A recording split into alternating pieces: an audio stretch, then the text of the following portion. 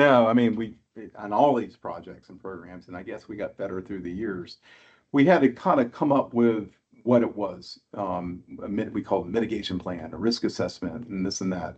So we knew you just don't approach these projects and programs without understanding that you're going to have change orders on these projects. You know there's going to be asbestos. You know there's something out there in the building that you're renovating, or you know there's going to be a challenge with demolishing this building. You have to face it with the outer community or whatever, because you're going to use explosives to take down something like we did in Aviana.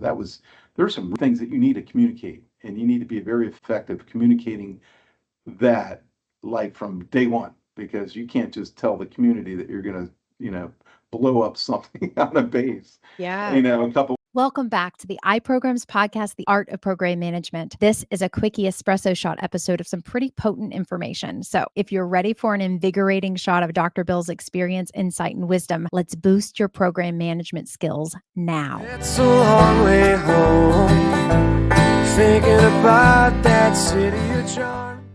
Because you can't just tell the community that you're going to, blow up something on a base. Yeah. A couple of weeks before you do it, you got to say, here it is. Same with the fire chief or the authority having jurisdiction. You got to give them a heads up. This is what you're doing.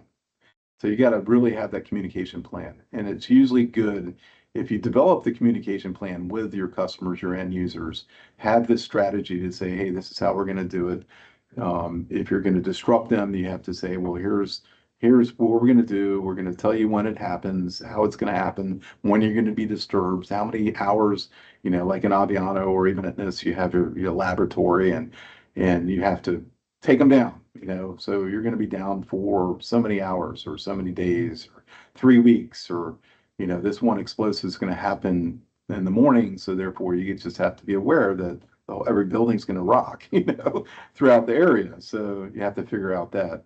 So do you there's ever get an immediate thing you have to do, and then there's an assessment, and then there's a risk development like mitigation, and then you have to really understand where your resources are, to be able to do that and allocate and reallocate the resources, especially if it's a change order and it's unexpected, because you're going to have unexpected change orders.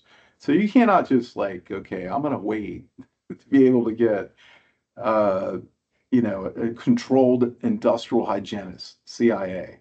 You got to have those people out there. They're not a dime a dozen. You got to figure out where you can get them. You need to have them under contract before, you run into something.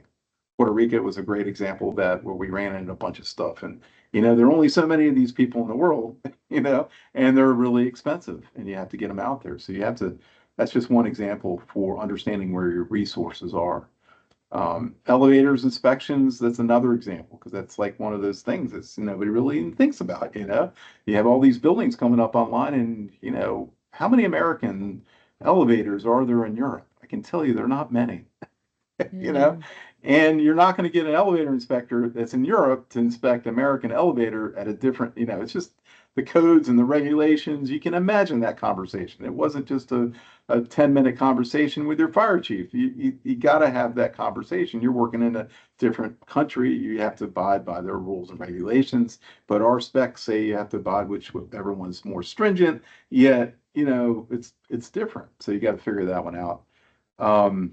You got to be really transparent with your stakeholders. You got to tell them, what the risks are. And I don't want to get in a lot of detail, but if you have a radiological risk and you find that, hey, you have activated concrete somewhere, you got to make sure that they understand that that's a possibility. You can't just tell them a week before that, and it's something that's going to stop your whole project, that you're going to have this problem. And then there are a couple other things, you got to be, I wrote down here, you got to be flexible with your contingency plan. You can't just have a plan out there and expect everybody to be rolled over and say, okay, yeah, that's fine. You have to be flexible, because it's never easy. It is a lot of similarities to this and going in the war, because it's definitely not, it's not there for the people who, especially in construction, who have thin skin. And I've always said that you got to have thick skin to be in this business. People are going to start cussing and yelling and screaming, going back and forth, especially internationally.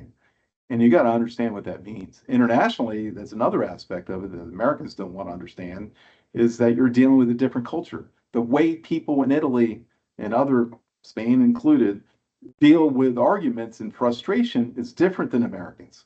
We have to Yes. understand that when we're yelling and screaming, they don't know that you're about to punch them in the face, But if they're yelling and screaming, that's what the way they communicate. The Right. Italians are here very vocal, here's my hands. As I use my hands every now and then because I have that. It's there, it's in your face.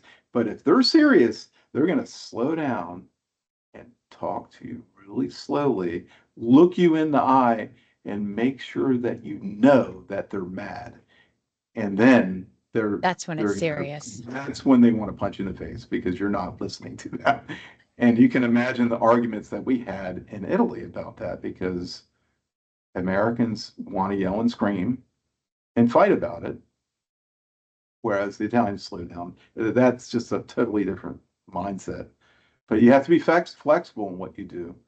And you got to have really good documentation and compliance with stuff. I've seen things fail. I've seen project managers fail because they're not documenting stuff.